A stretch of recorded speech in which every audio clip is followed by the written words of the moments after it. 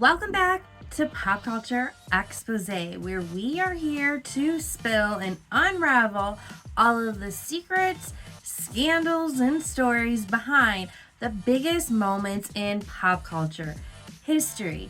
As we know, during the first half of this season, we went over the history of pop culture starting at the 1900s to present day. And in the last episode is where we started the second half of diving into the history of celebrity gossip in Bynes, starting from Hedda Hopper or Walter Winchell to Hedda Hopper to Luella Parsons to others like AJ Benza, Ted Casablanca, Perez Hilton, and more. We're getting into it all. But today, specifically, we are diving into the fascinating era of gossip that changed the way we consume celebrity culture forever.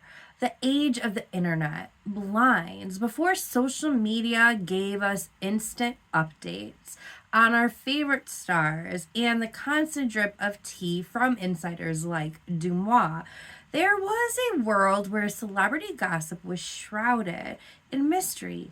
Anonymous blogs like Crazy Days and Nights and cryptic blind items ruled the scene, teasing us that just enough information to keep us guessing and coming back for more and obsessing. It's Daniel, aka Danny Gossip Girl. I've got the scoop on Bravo and Bynes. Let's go. When the stars come out to play, you know where to stay. Tune into the buzz, it's the talk of the day. From Bravo shows to the latest celeb spree, we've got the tea, come sip it with me. Danny Gossip Girl, Pop Culture Exposé. We're spilling all the secrets every single day. From Hollywood lights to the gossip Bynes, catch the news, don't get left behind.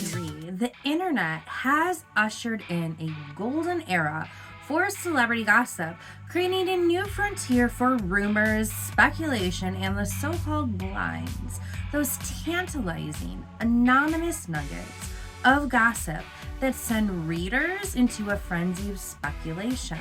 The age of internet blinds didn't just revolutionize gossip, it turned it into a participatory sport, where readers became detectives and sleuths in their own right. This era reshaped how we consumed celebrity news, leaving behind the glossy tabloids of past and embracing the immediacy and anonymity and virality of online gossip. Blind items, as we know, have been a staple of gossip for decades, with columnists like Walter Winchell and Hedda Hopper teasing readers with coded gossip in newspapers. But the internet took the concept to another level. In the early 2000s, sites like Crazy Days and Nights, also known as CDAN, abbreviated for short, Gawker, and Perez Hilton transformed Bynes into click-worthy sensations. These websites didn't just hint at scandals.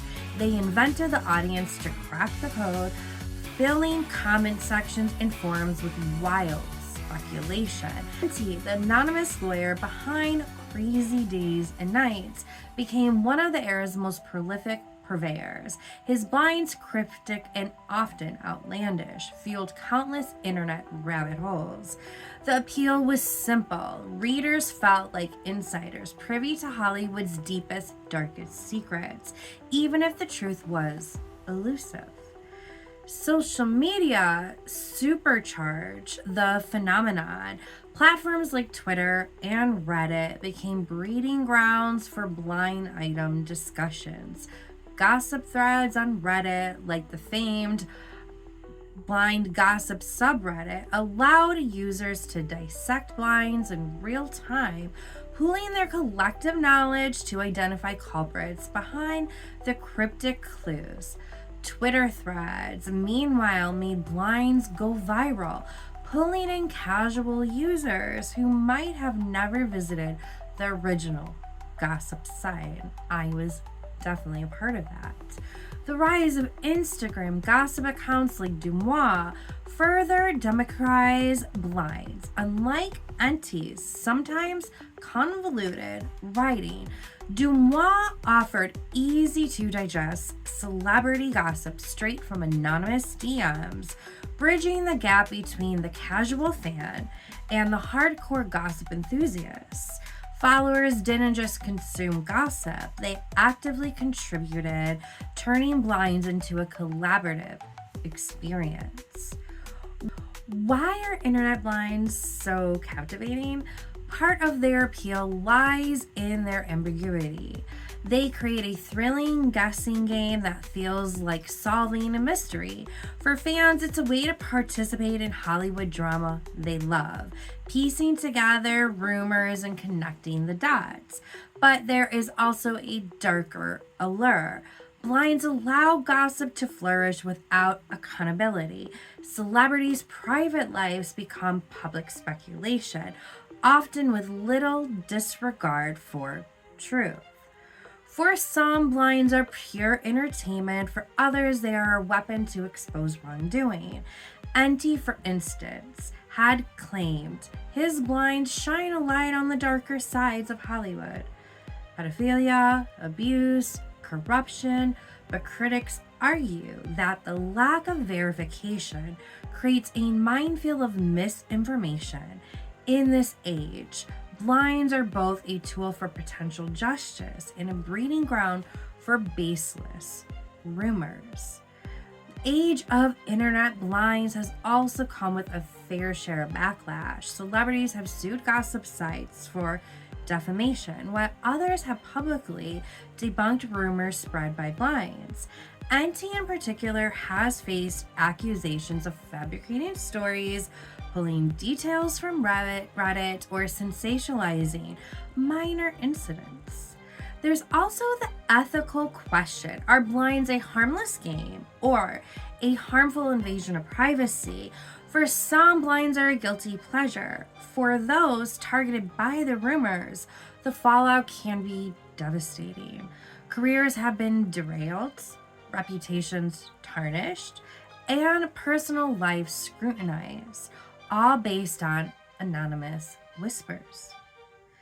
Bynes have evolved with times. In the 2010s, blogs like Lainey Gossip and D-Listed carved out niches for themselves with a mix of Bynes commentary and humor.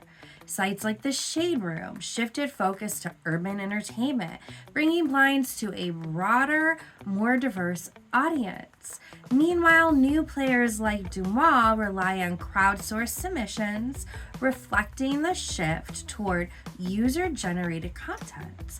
The role of Bynes has also expanded beyond Hollywood. Sports, politics, and even influencers have become fair game. Scandals involving major figures like Prince Andrew or the college admissions scandal gain traction in part due to the groundwork laid by Bynes. Gossip is no longer confined to celebrities. It's woven into every corner of public life. In this episode, we are turning, though, our focus to one of the biggest players of the era, Crazy Days and Nights. And before we get into it, just some background knowledge on myself and my history on this. As I have been stressing, pop culture is woven into my DNA. It is part of my bloodstream. Forever and ever, I have been following Bynes as well. Don't know if that's good or bad, but I like to think it makes me an armchair psychologist and an unofficial detective, not a journalist. I like connecting the dots. But in terms of Crazy Days and Nights, I have been very integrated with that site from the early days, a commenter on this site, interacting with Enty Lawyer himself and collaborating with him on everything having to do with Epstein, working with journalists because of that too. So we collaborated. I also had a lot of interactions with main commenters on his site, and for over a year has been investigating the site and the man behind it. So just for some little background. But of course, as we go throughout this, I will be providing all the proof, timeline, and receipts. Say we're spilling all the secrets every single day, from Hollywood lights to the gossip blinds. Catch the news, don't get left behind. Launched in 2006, this site promised unfiltered Hollywood secrets from an anonymous entertainment lawyer known as NT Lawyer. For years, NT's blinds captivated readers, mixing shocking revelations with just enough credibility that would leave readers captivated and make it irresistible. But with its own success came questions. How much was in fact fiction? And how much was fact? And who exactly was the mysterious figure behind it all? We'll explore the origins of Crazy Days and Nights, its rise to fame, and the addictive allure of the blinds. We'll also examine how inspired today's modern gossip outlets, like Deuxmoi, which continue to use anonymity and community speculation to keep fans hooked. And of course, we'll discuss the moment when the veil was lifted on NT's identity, shattering the mystique that made Crazy Days and Nights so powerful. What happens when the creator becomes as much part of the story as the blinds themselves? So grab your favorite beverage, settle in, maybe get some popcorn as well, and get ready for a deep dive into the world of internet blinds, where the lines between truth and gossip blur, and the search for Hollywood's darkest secrets become a collective obsession. Let's get into it. The website Crazy Days and Nights, also known as CDAN, CDAN, as it's often called, began in the mid-2000s during a time when celebrity gossip blogs were exploding in popularity. Founded in 2006 by a man who went by the synonym NT Lawyer because he said he was an entertainment lawyer, and we'll get into more of that, of who the actual man is behind the curtain in the next episode. And trust me, it's going to be the most explosive episode to date. CDAN, though, presented itself as Hollywood's insider anonymous outlet for juicy gossip and blind items. This wasn't just your average tabloid gossip. It claimed to come directly from the heart of the entertainment industry. At first glance, CDAN appeared to be an unassuming blog. Its layout was simple, basic, and the tone of its posts was conversational, even a bit rough around the edges. But what set it apart was its promise: unfiltered, behind-the-scenes stories about the stars, producers, and power players of Hollywood. It also included Full Frontal Fridays, known as FFF, which included R-rated images of normally male celebrities. There might be a couple of female ones, but it was primarily focused on male celebrities.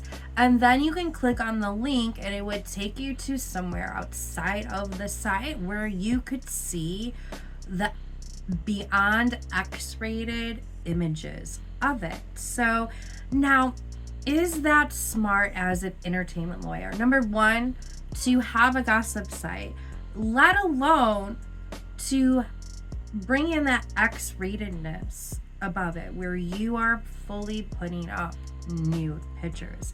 That is what he was doing within his first year of launching the site and within 2 years of becoming a lawyer.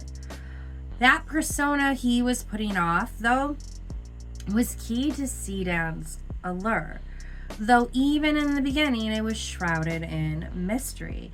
In his first post from November 2006, he writes, "I originally wanted to start this blog to try and share some stories about celebs from a side that is not usually talked about, and think it would be interesting for everyone."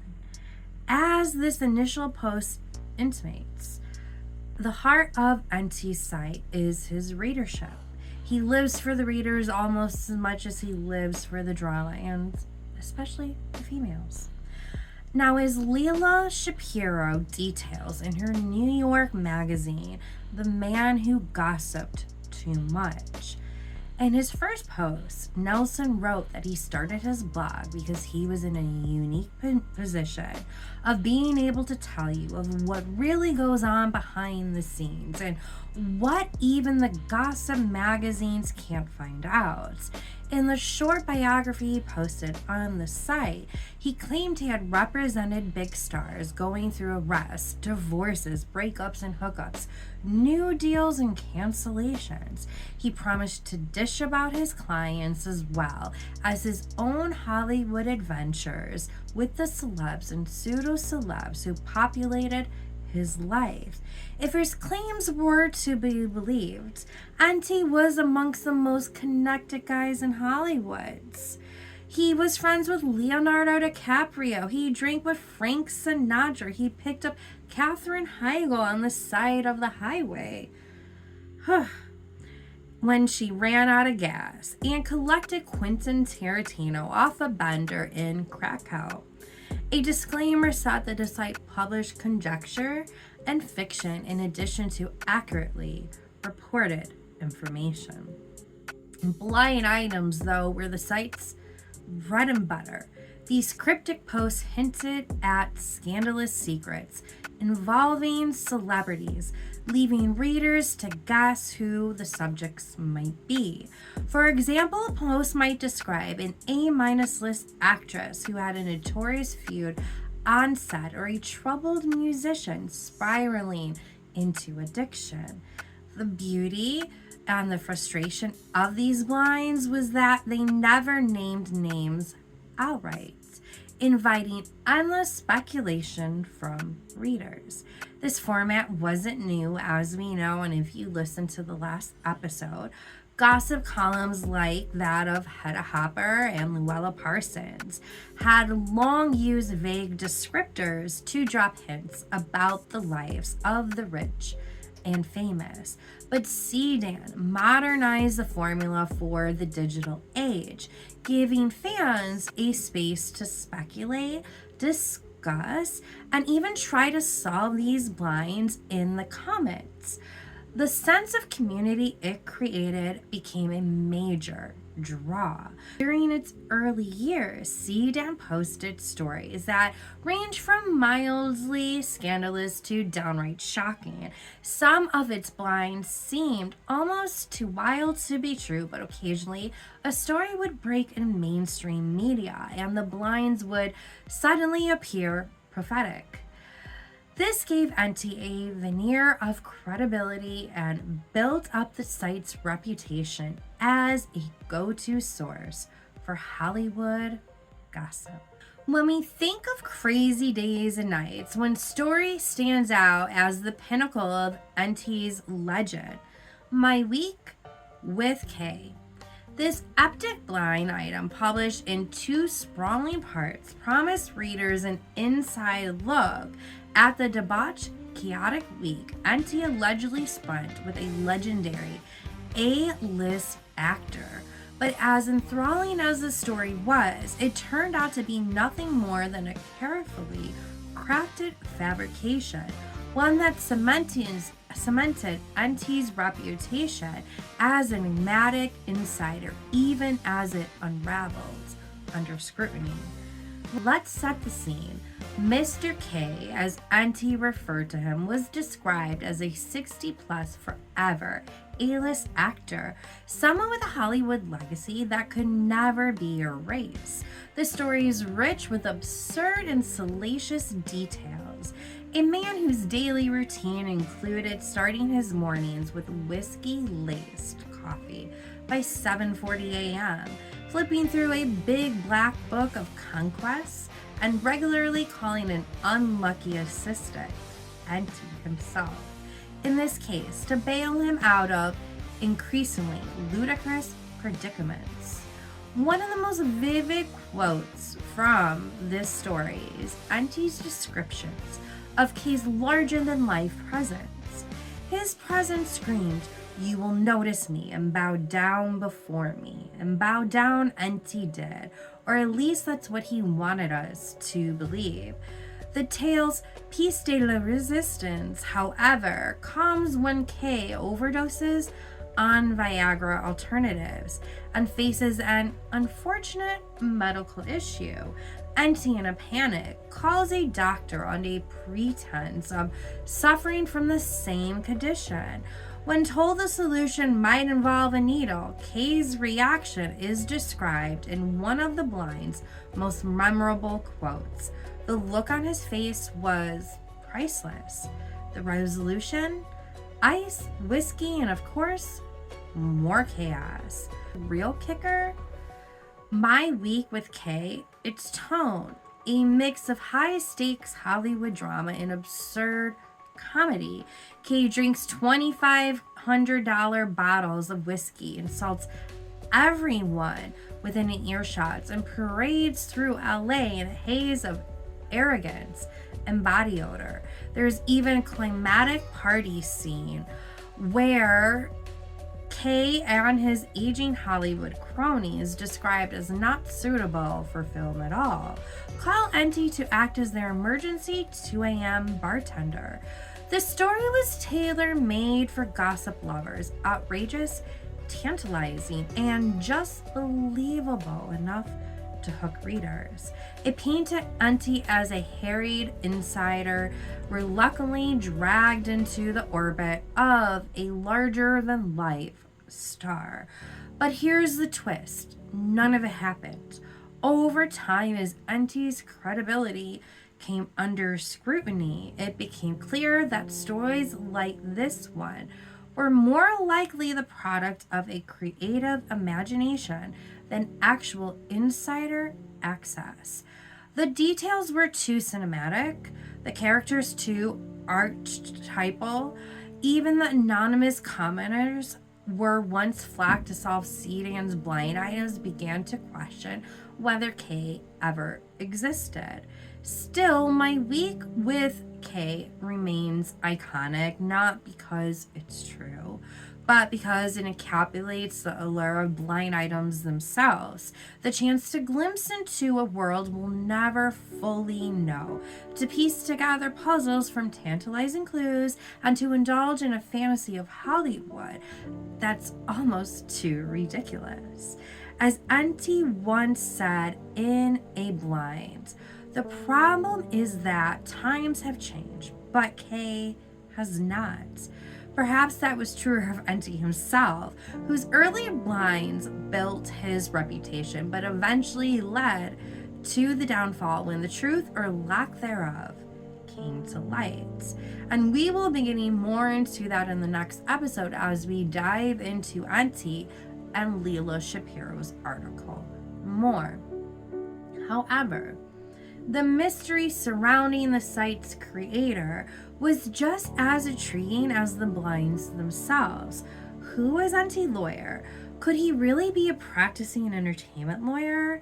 Skeptics pointed out that many Bynes were so vague that they could almost apply to anyone, while others questioned how a lawyer with Hollywood connections would have the time to run a gossip site with full time. Still, his anonymity worked in his favor and made him seem untouchable, adding to the mystique of CDAN. If you were deep into the CDAN game in the late 2000s and early 2010s, you might remember one of the wildest rumors surrounding Crazy Days and Nights, and that is the speculation that the mysterious Enty Lawyer was none other than Robert Downey Jr. Yes, Iron Man himself. At first glance, it sounded far-fetched. Who and why would one of Hollywood's biggest stars be anonymously dishing dirt about his peers? But as with most internet conspiracy theories, there were breadcrumbs that made it just plausible enough to ignite a frenzy. The speculation really took off in 2012 after a user claiming to be an insider on the gossip blog Blind Gossip, posted a comment suggesting that RDG was the one behind Crazy Days and Nights. The comment outlined a deep knowledge of Hollywood, strong connections to A-list celebrities, and an insider disdain for the industry's darker elements. The tone, sarcastic, witty, and self-deprecating, eerily similar to the way that NT Lawyer often wrote his own post. Fans started connecting the dots. They pointed out that NT's blinds frequently mention RDG in glowing terms, painting him as one of the good guys in Hollywood. There was the timing of Robert Downey Jr.'s comeback story, going from Hollywood's outcast to one of the highest paid actors, aligned with the time that CDAN also gained traction. Could this have been a creative outlet for him while rebuilding his career? Some even claim to spot subtle clues in RDJ's interviews and public appearances, interpreting cryptic comments as winks to his double life as a gossip blogger. It didn't help that Robert was known for being increasingly sharp and detailed-oriented, with a deep understanding of Hollywood's inner workings. The rumors exploded across the internet, with gossip fans debating its merits on forums and social media. Even those who didn't fully believe it had to admit it was fun. It was completely absurd theory, but it was fun. But then, as quickly as the speculation began, Robert Downey Jr. himself began to distance himself from the narrative. He never addressed the rumor directly, but the idea that one of Hollywood's biggest stars was moonlighting as a gossip blogger started to feel less and less credible. And eventually, as details about NT's real identity emerged, details that didn't quite align with RDJ's theory, the speculation faded into the background. Regardless, Robert Downey Jr.'s publicist eventually spoke out. Still, the idea that Robert Downey Jr. could have been behind the blinds of Crazy Days and Nights is one of those pop culture conspiracy theories that will always have a certain charm. It speaks to the mystique of Hollywood, the intrigue of anonymity, and the way fans desperately want to believe there's always more going on beneath the surface. Whether you're bought into it or not, the RDJ and NT rumor perfectly encapsulated the era of internet gossip. Wild, speculative, and endlessly entertaining.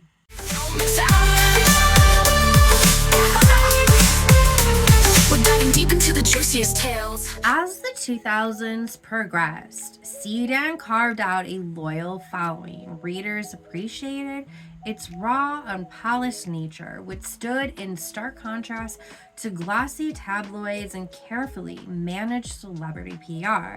It felt like a rare glimpse behind the curtain of Hollywood glamour, showing the darker, grittier side of fame. Every loyal fan, there were skeptics who questioned if the blinds were valid or not. Were they really based on insider information, or was NT simply spinning wild tales for clicks? Despite the skepticism, CDAN's influence grew, and the site helped usher in a new era of gossip, one that blurred the lines between truth and speculation. It became a cornerstone of the blind item culture that thrives online to this day, inspiring countless imitators like Dumas and shaping how fans engage with celebrity gossip. He started a Facebook group for his fans and would constantly interact with them, especially the females whom he would date and or marry. But again, we'll get into those details in the next episode. just as the man behind the site and Bynes was facing some major tax liens. The New York Post published the first ever article about him on April 1st, 2012, titled How Crazy Days and Nights Fooled Hollywood. And no, this was not an April Fool's joke. The early days of Crazy Days and Nights laid the groundwork for what would become a controversial yet undeniable influential platform. As it gained traction, it would also face its share of backlash and scrutiny. But in those first few years, CDAN was a fascinating experiment, an anonymous lawyer, a slew of unsolved blinds, and an audience hungry for Hollywood's secrets. But the article says, over the past 2 weeks, a little-known Hollywood gossip site called Crazy Days and Nights, or CDAN as it's known among his fans, attracted mainstream attention when readers began speculating that a commenter known as him was actually, and him is HIMMM, 4 M's, was actually Robert Downey Jr. The story caught on, spreading to sites such as Gawker, then to cable and entertainment news. If this were true, it would be a first. A member of Hollywood's establishment turning on his own, revealing the subjects of old Hollywood gossip involving an aging matinee idol, a deceased movie star, and a brutal rape, allegedly. Then last week, the anonymous blogger behind CDAN, he says he's a dialed-in entertainment lawyer, and he goes by the handle NT, posted a blind item that purportedly came from a star of The Hunger Games, revealing drug use and bed hopping from day one. I knew this actor wanted me, it read. So after a few days of flirting on set, a million miles from our partners, we decided to F. And we effed like crazy, like rabbits. Readers guessed that tidbit could only come from none other than Jennifer Lawrence.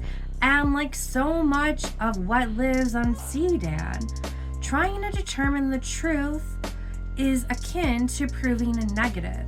Impossible. The article goes on to say, CDAN almost never elicits reactions from stars. As one high-profile publicist puts it, it's the whole I don't beat my wife thing. You can't make something worse.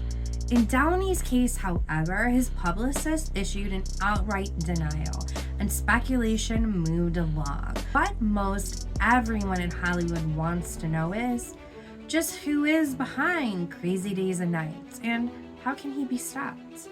The article continues to say, people have always asked me, what is it with this guy, the sketchiness around his identity, says one veteran show business reporter. It's interesting how people are scared of him. The blog's author, who is ironically obsessive about his privacy, agreed to speak with the Post on the condition that we not reveal his identity or place of business. Online NT writes that he's a beast, 3-time divorced entertainment lawyer who lives in his parents' basement, drinks heavily, and networks with his famous clientele, who feed him his best items. Only some of this, he says, is true. I am not 400 pounds and living in the basement, he says, laughing. He began the blog as a hobby a few years ago, he tells the Post. Gawker Media offered to buy his site. He says that some of his best stuff comes from his celebrities that he's been friendly with. Leonardo DiCaprio, for example, the subject of one of the most recently revealed lines. And he also says he was friends with actress Amber Tamblyn when she lived in LA, and sent a long poem and a 2007 handwritten FedEx receipt supposedly from Tamblyn as proof. The veteran showbiz reporter believed that the art DJ scandal has led Auntie to ramp up his lines and by extension, unique hits.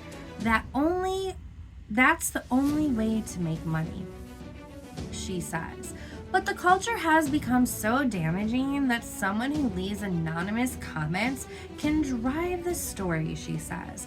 What kind of world is it that someone can just claim one star raped another? Auntie says that he is not out to defame anyone. I don't reveal things that make people look really bad. Bullshit. He has integrity and experts, the same. In the industry, he says, only 5 people know who I am. So just who is Auntie? He provided the post with a scan of his bar card, and he is in fact a lawyer registered with the California bar. Yes, that's true. According to public records, he is 43 and lives in Los Angeles. Mind you, again, this article was written a while ago. Article says he does work at an LA-based law firm, but according to them, he's not an entertainment lawyer. They don't even have an entertainment division. Auntie, it turns out, handles wills and probates. Nearly everything Auntie says, in fact, doesn't check out. That package Tamblyn sent him, that receipt dated December 2007, came from an LA-based recording studio called Michael Turner Productions. Sole employee Michael Turner says Tamblyn has never been through there. What does she do? He asks. Gawker Media says founder and CEO Nick Denton never offered to buy CDAN. Oh, and the person most likely to be him, according to Auntie, someone who tells the Post he's shocked to hear. Absolutely not true. He lives in Virginia and has retained land. We'll get into that more in the next episode, too. But wait, there's more. I'm sorry for saying that. Every time I said in the next episode, take a shot. But get home safely. It goes on to say, it all indicates that Hollywood and the media have been punked, duped by a soft-spoken probate lawyer with delusions of grandeur. And he's only getting bolder, accusing aging and dead stars of rape, murder, and schmedophilia. So why hasn't he been sued yet? Our jobs are hard enough with the fracturing caused by the internet, says one LA-based lawyer who represents an Academy Award winner. With an anonymous gossip site, you have to find out who's registered it. Auntie's domain is hidden. And even then, the address could be hopping from one computer to another computer. Given that the news lasts 5 minutes these days, sometimes the devices don't do anything. And if celebrity didn't sue, the onus would be on them. They'd have to prove the information was not only false, but posted with malicious intent, and invite high-profile media coverage that would last longer than the most outrageous online rumor. And so until libel catch up with the web, Auntie will probably continue to reveal the answers to his scandalous blinds, celebrities and publicists afraid to deny them. Because as one publicist says, if I go on the record to say my client doesn't know him, who knows if he'll get mad and what he'll say next. So that was the first article published about him many years ago, and it just continues to go on. But as I said, there'd be many more articles to come after this, more so painting him in a better light and also adding to his level of credibility while also at times calling out his lies. But just wait until we get into those details of who Mr. Him really was.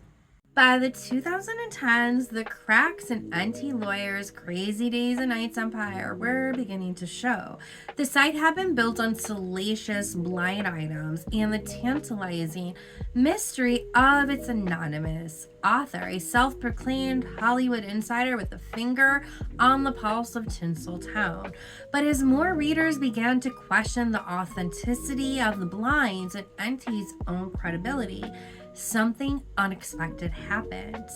the site didn't falter. It flourished. The 2010s marked a shift in how people consume gossip. Social media was exploding, turning everyone into armchair detectives. Platforms like Twitter and Reddit allowed readers to dissect Auntie's blinds in real time, trading theories and digging for evidence. This engagement wasn't just a byproduct of skepticism.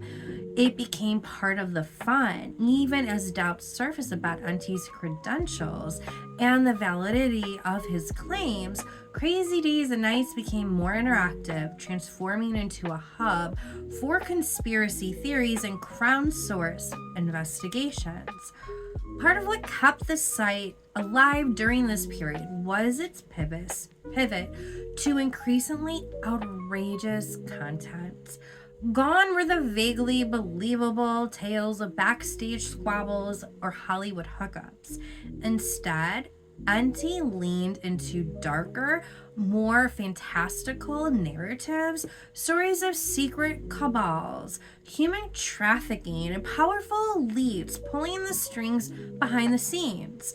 These blinds were often dismissed as baseless, tapped into a growing appetite for sensationalism. Readers were not just gossip enthusiasts anymore.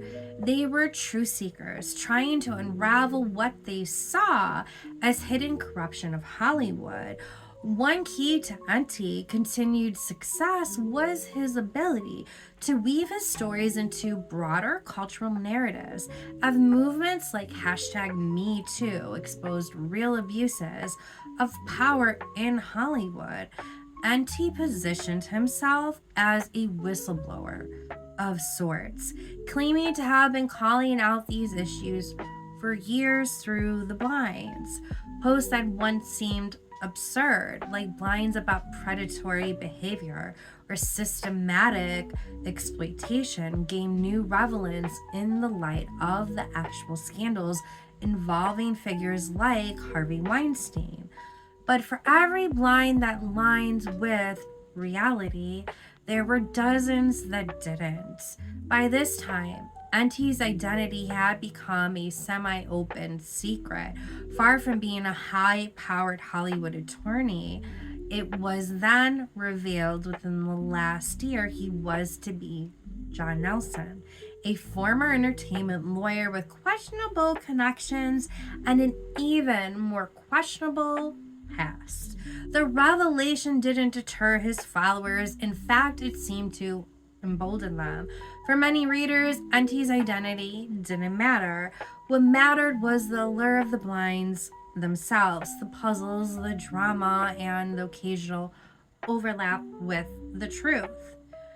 By the mid-2010s, Crazy Days and Nights had become more than a gossip blog.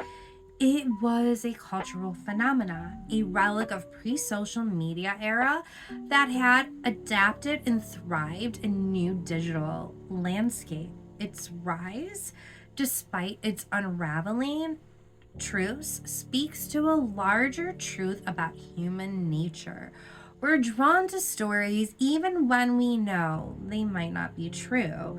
Auntie, that willingness to suspend disbelief was his greatest asset.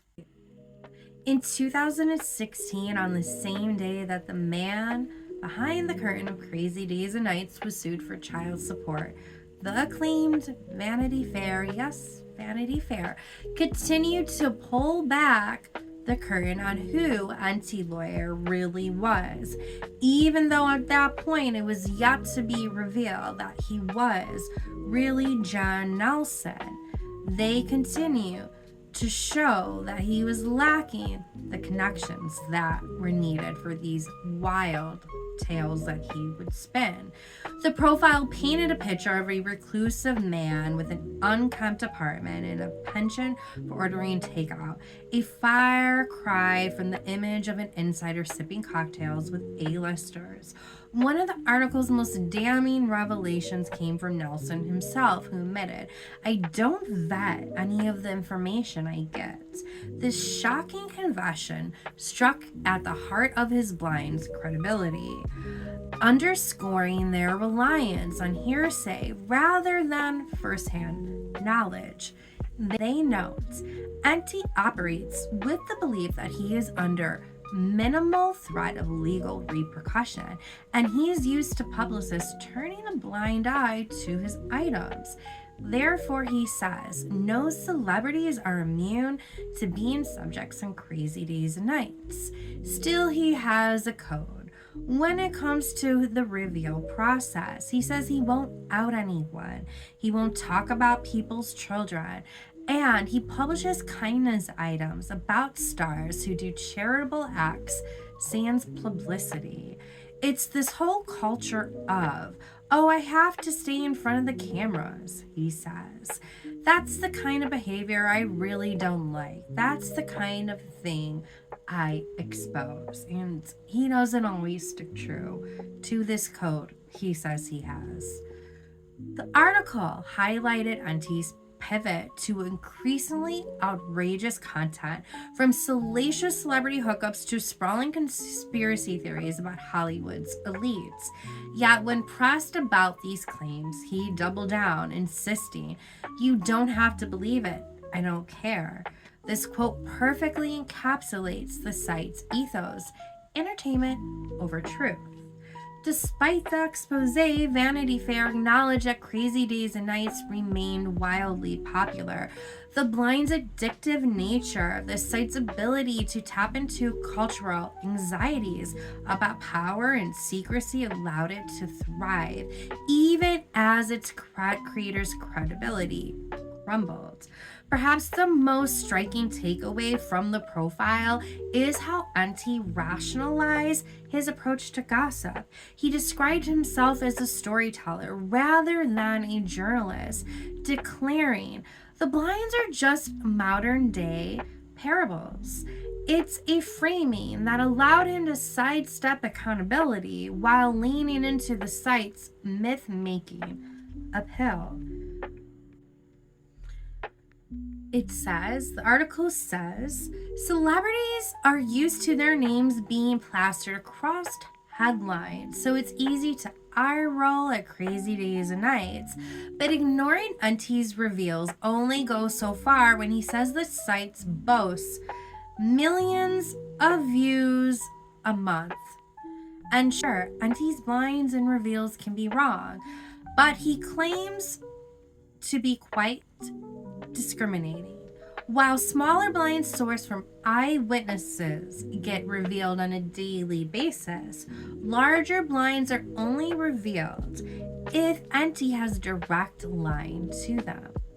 In the end, the Vanity Fair article didn't bring Enty's empire crashing down. Instead, it cemented his status as one of the most polarizing figures in modern gossip, a man whose work blurred the line between fantasy and reality, leaving readers to decide which wasn't. Then just over a year later is when he launched his Patreon podcast. Enty's ability to dominate the gossip world was heavily fueled by his strategic use of social media platforms. Twitter became his most dynamic tool, where he teased blind items, interacted with followers, and sparked viral speculation threads. His cryptic posts often went viral, drawing in a mix of casual observers and diehard gossip fans who dissected every word. Beyond Twitter, Enty maintained 2 Facebook pages that served as hubs for discussion and engagement. These pages amplify the reach of his blog, allowing fans to share theories, debate lines, and contribute to the whirlwind of gossip. They became communities of collective curiosity where fans felt like a part of an exclusive club, unraveling Hollywood mysteries. I was a part of both of those groups up until he kicked me out of it because of the investigation that I was doing. But prior to that, my Epstein work, my 54 by 54 inch big network map served as the background, the banner of his Facebook group. But perhaps most significantly, NT leveraged Patreon to monetize his gossip empire by offering exclusive blind items, deep dives, and podcast content to paid subscribers.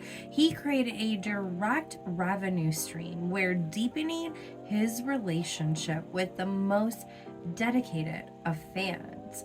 Patreon allowed NT to blur the lines between blogger and storyteller, creating a sense of exclusivity and urgency around his content. Crazy days and nights podcast dives deep into Hollywood's underbelly, weaving together blinds, conspiracies, and true crime in a way that continues to captivate listeners. The podcast is vast in scope, covering everything from celebrity scandals and Hollywood history to political intrigues and unsolved mysteries. Across this extensive catalog, some names and themes recur more than others, painting a picture of his obsessions and storytelling priorities.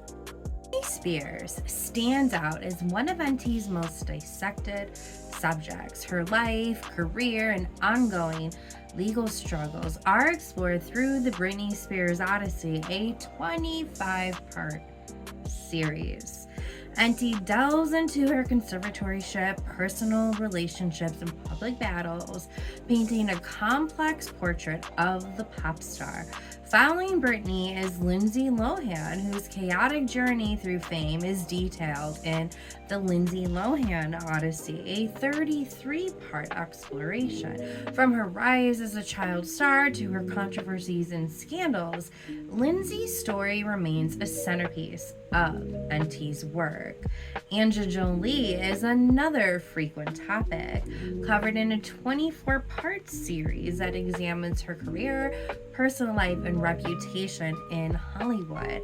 Meanwhile, NT's 18-part Lucy Desi, The Mob, and the James Bond series uncovers alleged connections between classic Hollywood icons and organized crime, adding a vintage layer to investigations. True crime remains a significant focus, often led by collaborators with co-host John, who, again, take a shot, we'll be talking about more in the next episode. They've explored into the deaths of figures like Heather O'Rourke, which you would know from the third episode that was done, where we had Brian Procas, who did the documentary that will be released in 2025. Heather O'Rourke, she was here. He also covered Kurt Cobain, Natalie Wood, and many more.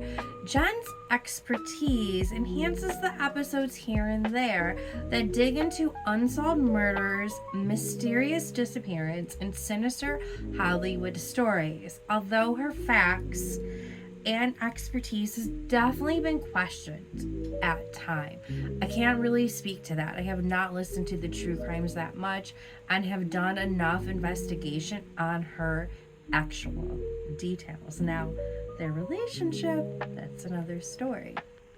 NT also devotes time into the deep diving into broader topics like Hollywood's connections to secret societies, including Wayfair, Hellfire Clubs, European royalty, and the Getty Graves. He ventures into speculative territory with conspiracy theories about CIA, cults, and of course, UFOs. Certainly a hot topic right now. Blind items reveal are another highlight of his, with regular episodes recapping exclusive gossip that keeps fans hooked. His Basement Blast episodes act as a catch-all for current celebrity scandals and personal musings, giving listeners a snapshot of his latest thoughts of the entertainment industry.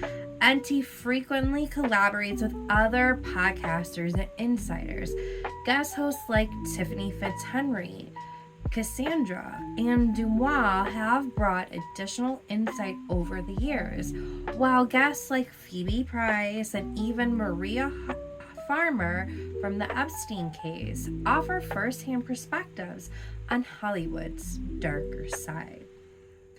Auntie's podcast catalog has surpassed over 1,700 episodes, making it a trove of pop culture, conspiracy, and blind gossip.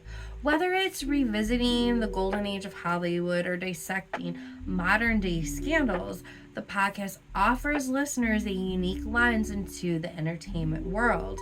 His storytelling may be polarizing, but there's no denying that the massive influence of Crazy Days and Nights has on the gossip landscape. It is just unfortunate how many untruths, though, you will need to sift through. This multi-platform approach not only broadened his reach, but also gave his content life beyond the blog. Social media allowed Auntie to create a crowdsourced feedback loop where followers contributed theories and connected dots, adding layers to narratives. These platforms didn't just amplify his voice, they became integral to how Crazy Days and Nights evolved into a cultural phenomenon and almost like an MLM. Danny Gossip Girl, Pop Culture Exposé. We're spilling all the secrets every single day, from Hollywood lights to the gossip. Dan Schneider, the once revered Nickelodeon producer, has been a long-standing subject of gossip and speculation within Hollywood's dark corners. Auntie, through Crazy Days and Nights, played a significant role in amplifying this discourse. Over the years, his site has alleged shocking and horrifying claims about Schneider's behavior, speculating that the producer wielded his power to exploit child actors. These claims painted Schneider as a figure at the center of sinister network in children's entertainment, with blind items suggesting inappropriate behavior behind the scenes. As the hashtag #MeToo movement gained momentum, many of Auntie's long-standing blind items about Schneider gained a renewed attention, fueling online discourse about whether or not Schneider's abrupt departure from Nickelodeon in 2018 was tied to these rumors. However, despite the sensationalism, it is important to note that no direct accusations against Schneider has ever been sustained in a court of law. Finally speaking out, denying toxic workplace claims on Nickelodeon, which includes sexualizing child actors. Schneider was a prolific kids' TV producer behind several Nickelodeon hits like The Amanda Show and All That, but has been at the center of allegations of abuse, sexism, racism, and inappropriate behavior involving underage stars and crew members on set, all of which was recently highlighted in Investigation Discovery's docuseries Quiet on the Set, The Dark Side of Kids TV. A spokesperson for Schneider released a statement which read, "Everything that happened on the shows Dan ran was carefully scrutinized by dozens of involved adults and approved by the network. Had there been any scenes or outfits that were inappropriate in any way, they would have been flagged and blocked by this multi-layered scrutiny." The spokesperson continued saying the kids' TV producer's script secured network approvals. Remember, all stories, dialogue, costumes, and makeup were fully approved by network executives on 2 coasts. A standards and practices group read and ultimately approved every script, and program executives reviewed and approved all episodes. In addition, every day on every set, there were always parents and caregivers and their friends watching filming and rehearsals. Schneider's statement comes after the first 2 episodes of Investigation Discovery's docuseries premiered on Sunday night. Former Drake and Josh star Drake Bell and other former child actors came forward with The focus then shifted to Amanda Bynes, one of Schneider's most successful proteges. From the Amanda Show, Dan Schneider. Hi. Hi, you're the producer of the show. Yes, I'm the executive producer and the head writer. You actually wrote the words we're saying to each other right now. Yeah. Yes, I wrote this whole conversation that we're having right here. Sister and executive producer. Give me an IC. Can we have an IC before sent to the executive producer? I see. Now, yes, now, I see now, sent to the executive.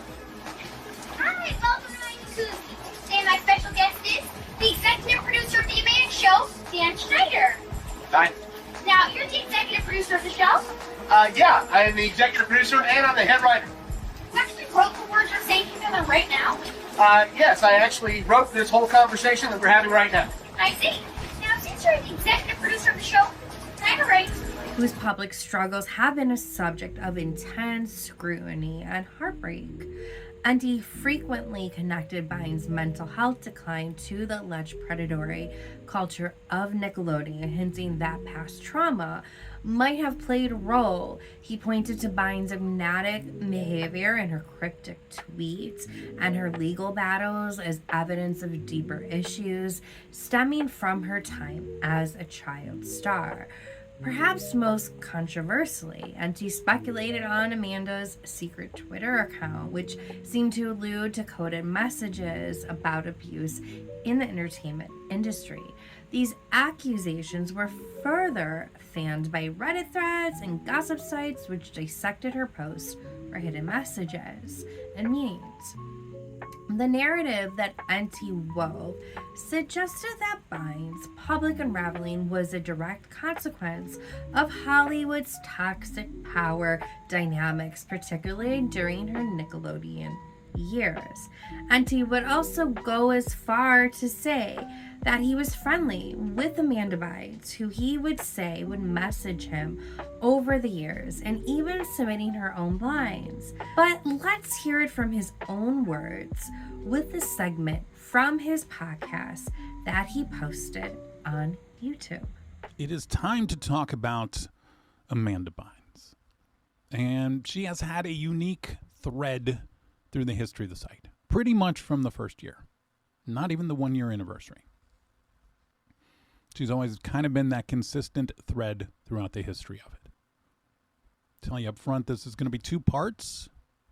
Don't know how long each part's going to be, but I just have this place that I want to stop in the narration, I guess, of the events, because it's almost the dividing line between the Amanda Bynes that you know pre-DUI arrest and then post-DUI arrest. And in my life, it's 2 different things, too, because that's how I see it in my head. Because I see the Amanda that I knew before the arrest and the Amanda after. And one of the things I'm talking about over these next couple of parts is something that I haven't really talked about before, but that it's, it's okay now, I guess, because she's allowing me to let everybody know, although not everything. It's confusing, but we'll get to it.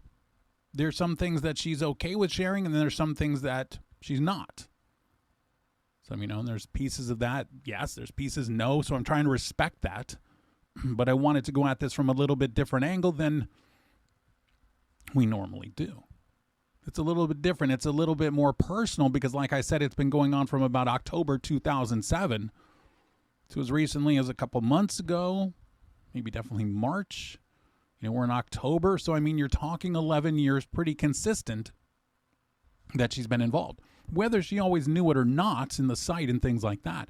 So I kind of wanted to let you know what it was like to first meet Amanda back in 2007. I was trying to pinpoint the exact day. And just remember, it was after her birthday, but it was right before Hairspray came out. So maybe like May or June of 2007, we had a mutual friend from What I Like About You. So there's 4 of us, including her. We went out to dinner. I remember it was after her birthday because she was still excited about turning 21. And just that night was really, the Amanda that you had always seen on TV, that I had seen on TV and movies, whatever. I had never met her before then. I'm trying to remember if I'd even been in the same room, and I don't think so. But she was the exact same person that she was on TV, basically, where she always plays that same kind of happy-go-lucky character. And where, she was basically always fighting with, I don't know, like Hillary Duff for parts. If you wanted the blonde, you got Hillary. And if you wanted the brunette, you got Amanda. But that's what it was, that effervescence. And it was something because our gaps in seeing each other sometimes were a couple of years. You could see it more than if you saw somebody every day, it would be a lot tougher. It's kind of like if you don't see somebody for a couple of years and, they will look way older than if you had seen them every day for the 2 years. It kind of grows on you. But back that day, she told me a story that night that ended up in the blog the next day. And it was Now, let's get into some of the actual blinds. So, posted on March 27, 2018, is Blind Items Revealed number 51. Last night, after the news broke about a certain producer, an actress all of you know, the producer as well as anyone sent me this. So again, Auntie is saying that Amanda Bynes sent him what I'm about to read to you. Thank you all for your ongoing support. I don't know how any of these men sleep at night, but if there is one thing that I do know is that what's done in the dark always comes to light. XOXO. Sorry, I thought I was clever.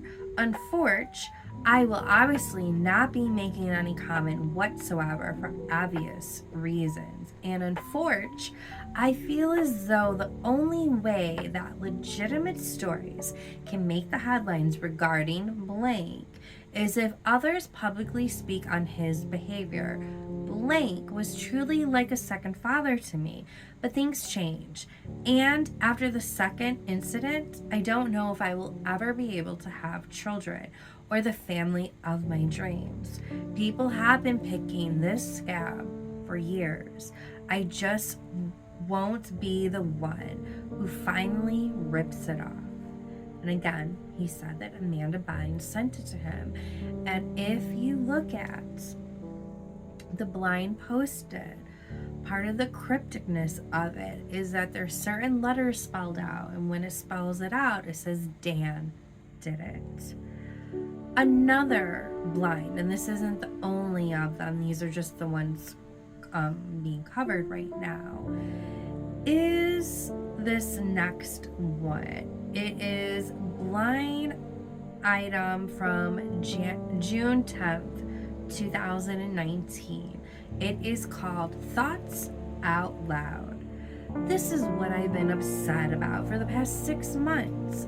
This is what really got to me. I've never felt more betrayed by anyone in my entire life. I will never forgive them, and I will never forgive myself. I'm jumping back into so many things. I don't have a plan per se, just getting back to what I was doing before I was rudely interrupted. TBH, I was actually approached first last year to revive blank. I asked them if they could please wait a year until I was out of my conservatorship. They said absolutely, but instead went to blank behind my back. And that's what actually put me over the edge. I've never felt more betrayed in my entire life by anyone in the world. That will come out soon though. Instead, blank approached blank and asked him to run the show instead. I love many things about you, but what I liked about the memoir is that you really did take us into the journey and what it was like to become this success you are today. And I've noticed even with your business partner, with your production company, with Kale, you always mention the people who were around you and you root for them. In the book, which was released in December, you talk about life's lessons, the funny stories, the questionable parenting advice, as you say. But you also talk about Amanda Bynes. You write about her in the book, and you say she was like all of our little sister, and we've all been very protective of her. We had to watch out for our little ones. Amanda was the sweetest, happiest girl, and she loved to laugh. She was an explosion of bright innocence and joy. I connected with her because she was laser focused like me and had a very sweet, supportive family. Unfortunately, some leeches sent her down a dark path. When she went left for a little while, we all were sad. I cared about her, and I still do. She's good people. That's a good quote. It's a beautiful quote. It's a beautiful quote. That's a good quote. I just saw a post. She's trying to go to nail school. She wants to go to cosmetology school, and I kind of follow her from afar. Have you been able to talk with her lately at all? I unfortunately haven't spoken to Amanda since she was really, really young. Like when she was doing like her first movies. I think the soccer movie was like around that time. It was the last time I actually saw her. So.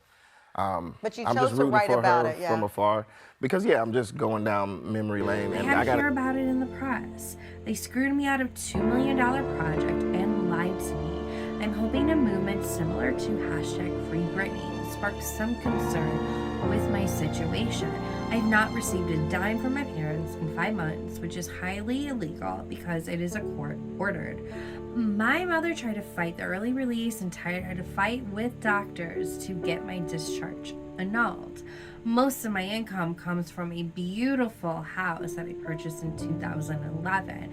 I just do not have any access to my own money, and it's starting to take a toll on me again. My mother is getting ready to have my C-ship extended far beyond 2020, and she is going to use my recent stay at the facility as the main reason for the extension.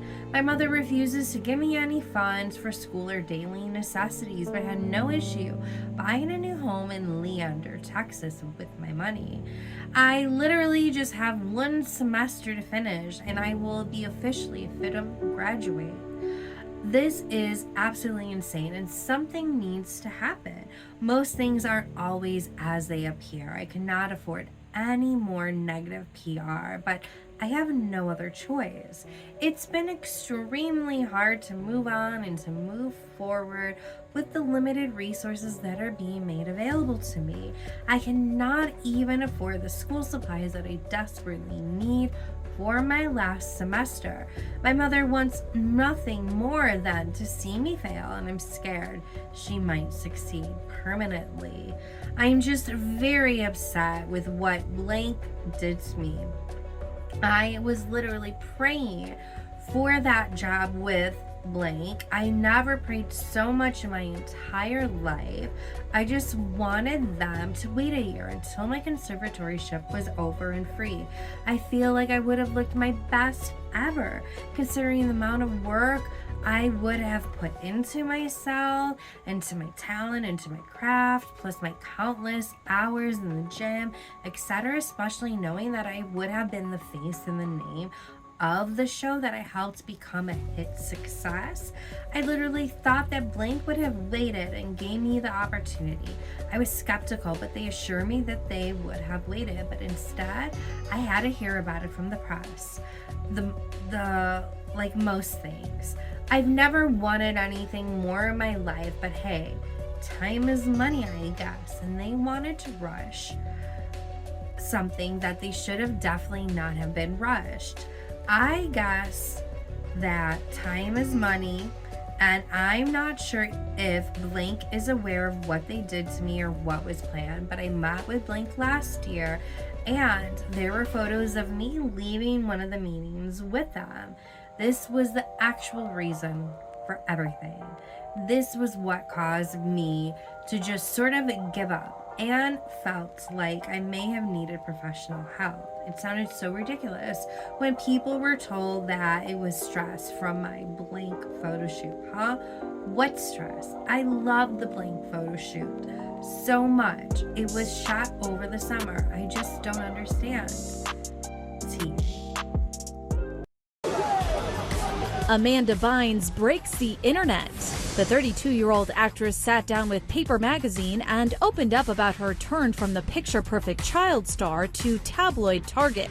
That included a series of run-ins with the law and a slew of disturbing Twitter rants. The former child star said it all began when she started using drugs. Quote, "I started smoking marijuana when I was 16. Even though everyone thought I was the good girl, I did smoke marijuana from that point on." She adds that she later started using harder drugs. It progressed to doing Molly and ecstasy. "I tried cocaine 3 times, but I never got high from cocaine. I never liked it. It was never my drug of choice." However, Bynes admits she did start, quote, abusing Adderall.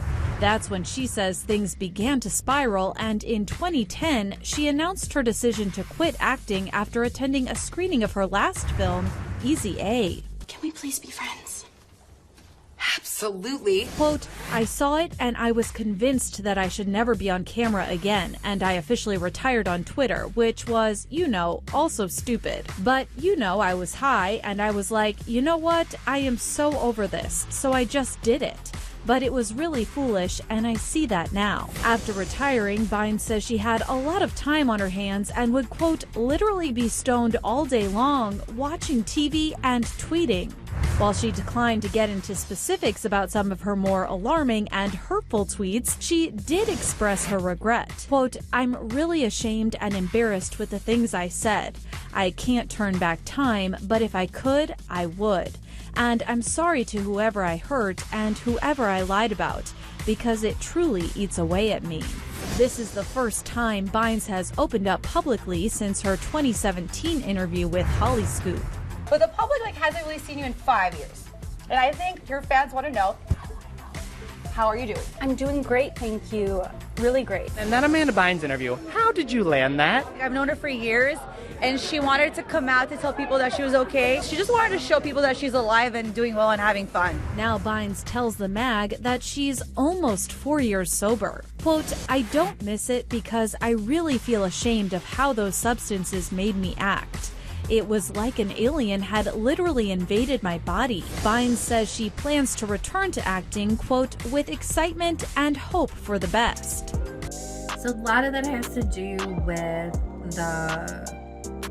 all that show being revived through Kenan Thomas, and the stress that came from that, and a photo shoot that she did with Paper.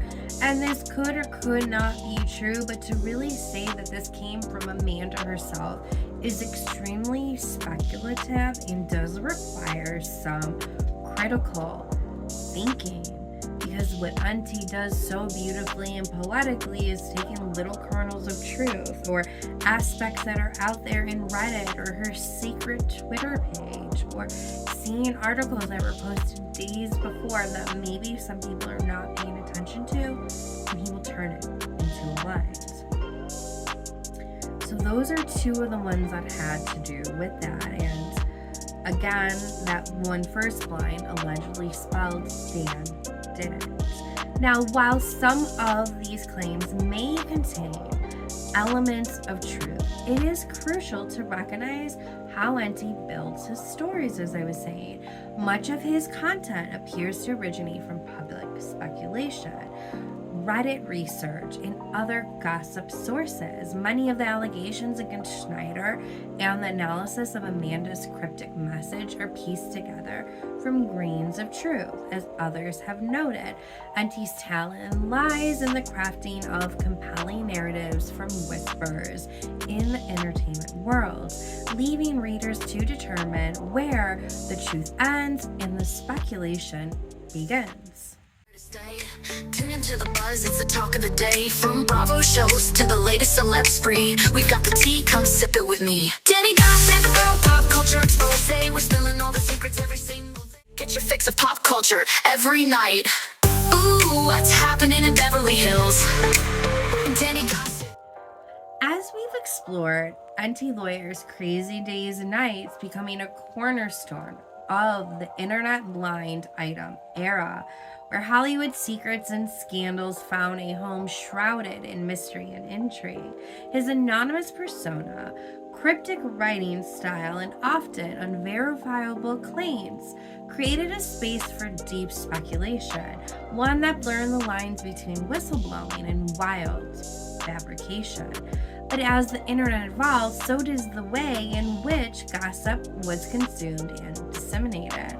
Enter Dumois, a modern-day disruptor in the world of blinds. Where Auntie's approach thrived on vagueness and coded puzzles, Dumois embraced a more direct, participatory, and user-generated model of gossip. If Crazy Days and Nights was a secret back room, Dumois is a loud, crowded cocktail party where whispers turn into trending hashtags. Barry and Sabrina, if you receive the Dumois newsletter this week, there was a blind item at the end of the newsletter that went kind of viral. Cut to People magazine officially announcing Sabrina Carpenter and Barry Keoghan have decided to take a break. Okay, well, decided to take a break is code for they broke up. It seems like there was some truth to the blind item.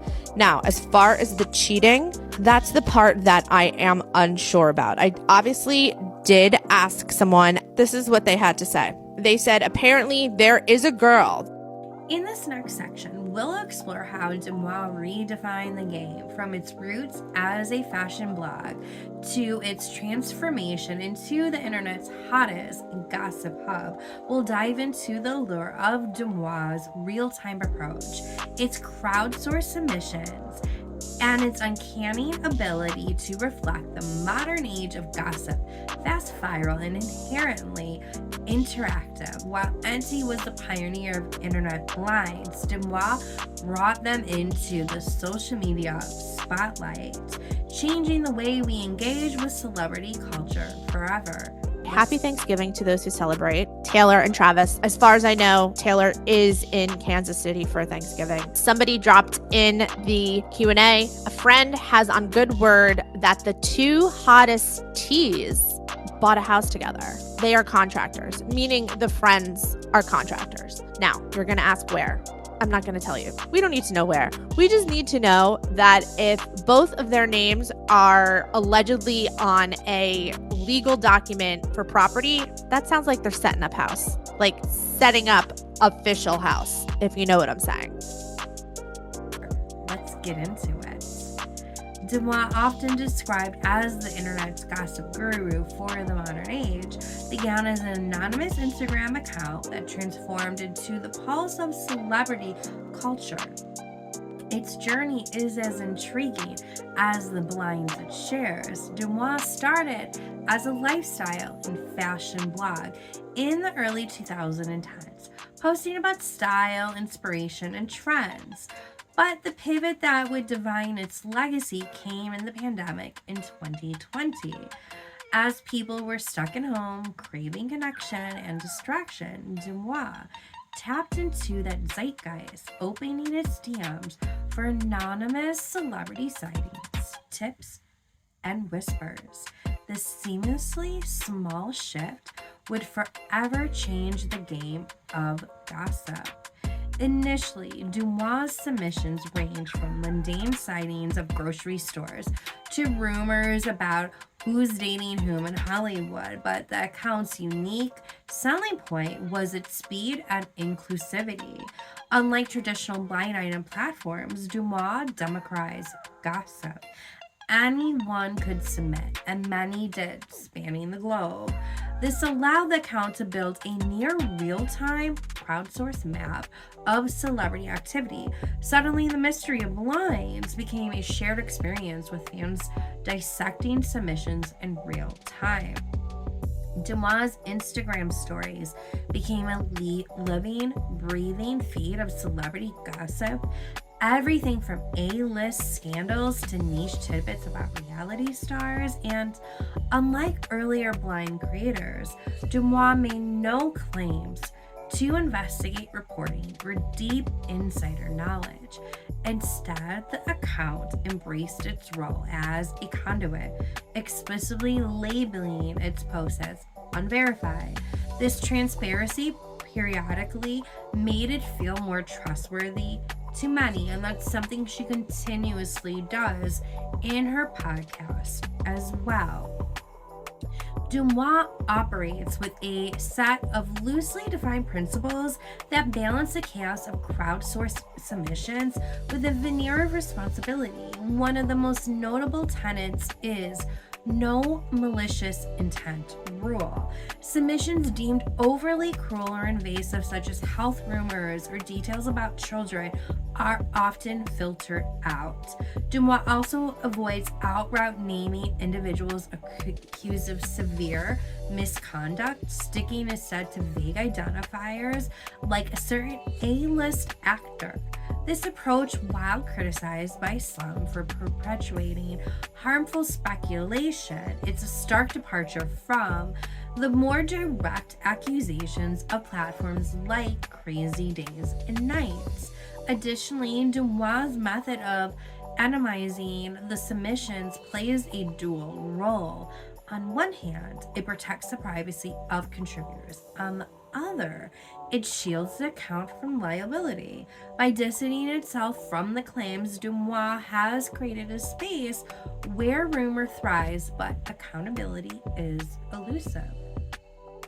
Dumois' influence extends beyond Instagram. The account has become a cultural touchstone, mentioned in major publications and even inspiring a book, A Nun Place, which fictionalizes its rise. Celebrities themselves have taken notice, with some embracing the account for its playful, low-stakes gossip. You lied to me. You told me when your book came out, you were like, oh, we would have drinks? First, yes, that's one of the lies. And second is that like maybe that you would come out to the world, or you said you would come out to me. No, I fucking never said I was coming out to the world or you. But I did say we would get drinks, but I'm honestly like, I'm so busy. Like I can't Okay, even so make it's not plans like with you my won't friends. reveal yourself to me?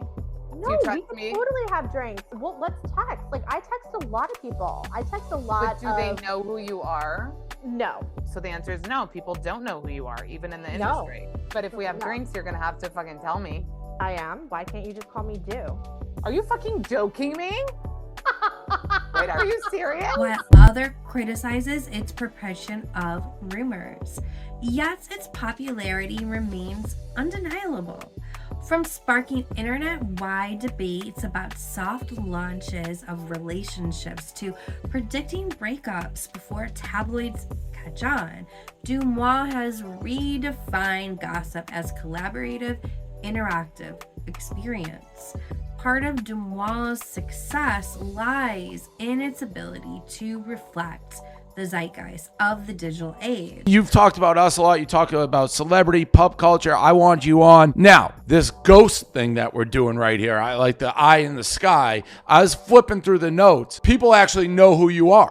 There's been speculation, but I've never confirmed or spoken on record about my identity. And why do you keep that private? At first it was because I had a job and I didn't want my boss and my coworkers to know that I was doing this. Yep, that makes sense. Makes a lot of sense. I didn't want to get fired. So I quit my job last year, and then, people just advised me, like from a business perspective, to sort of just stay in the background and not make it about me. I'm not an influencer. That's not really like what I aspire to be. I'm not a showman like you, Dave. Like I'm not like I thought it was because of fear. No, well, fear of losing my job in the beginning. No, fear like you're saying all this shit. Like someone might come after you. Correct, yes. No, because if you're rich and powerful, you'll find me. Like, it's not going to be that hard. Do you know what I mean? Like, fair. Track an IP address or something. Yeah. Yeah. Like, I mean, was I afraid of getting sued? Sure. But I always like try to err on the side of caution. Like, I'm not going to be posting things that are going to get me in trouble because that's not what I want my account to be about. So I try to keep playing safe. Unlike the cryptic, heavily coded style of NT Lawyer, Dumois thrives on immediacy and accessibility. The account aligns with the social media generation's desire for content that feels conversational and participatory. Whether it's through the sharing of blurry paparazzi photo or confirming a celebrity's favorite New York restaurant, Dumois has made gossip feel personal, creating a community that blends fans, insiders, and casual observers. Yet Dumois' approach is not without its flaws. Critics argue that the platform's lack of verification can lead to the spread of harmful falsehoods. And while Dumois is careful to frame itself as entertainment, the ethical implications of its posts often come under scrutiny. Like Crazy Days and Nights, Dumois exists in the murky space where truth and fiction overlap, leaving followers to sift through the noise. But she does truly bring it back to the old days of simply putting the details out there with no flair, and she has one of the best code of ethics in the game. In the end, Dumois is a product of its time, a reflection of how gossip has evolved in the age of social media. It's fast, collaborative, and apologetically speculative, embodying both the best and the worst of internet's potential. As we dive deeper into this age of internet blinds, Dumois stands as a fascinating case of how technology reshapes even the oldest humans' pastimes, storytelling, speculation, and of course, gossip. We wrap up this episode. We've journeyed through the wild evolution of gossip, how Crazy Days and Nights and its creator, Auntie Lawyer, shaped the modern blind item world, and how platforms like Dumois have revolutionized the game for a new generation. Gossip has always been a reflection of the times, blending intrigue, speculation, and the undeniable human thirst for stories about untouchable lives of the rich and famous. But what if the man behind Crazy Days and Nights wasn't as untouchable as he claims?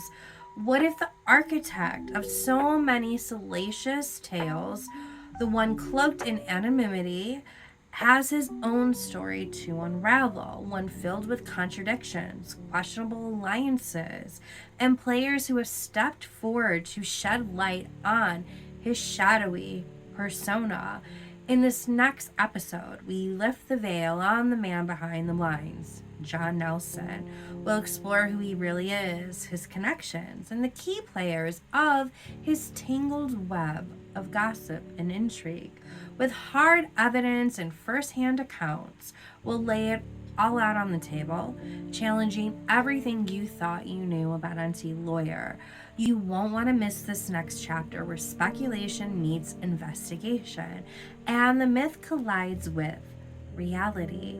Make sure to like, follow, and subscribe so you never miss an episode, and join the conversation on socials where you can find me at Danny Gossip Girl. Until next time, stay curious, stay questioning, and stay tuned, because the real story is just beginning. Tune into the buzz, it's the talk of the day. From Bravo shows to the latest celeb spree, we've got the tea, come sip it with me. Danny Gossip Girl, Pop Culture Exposé.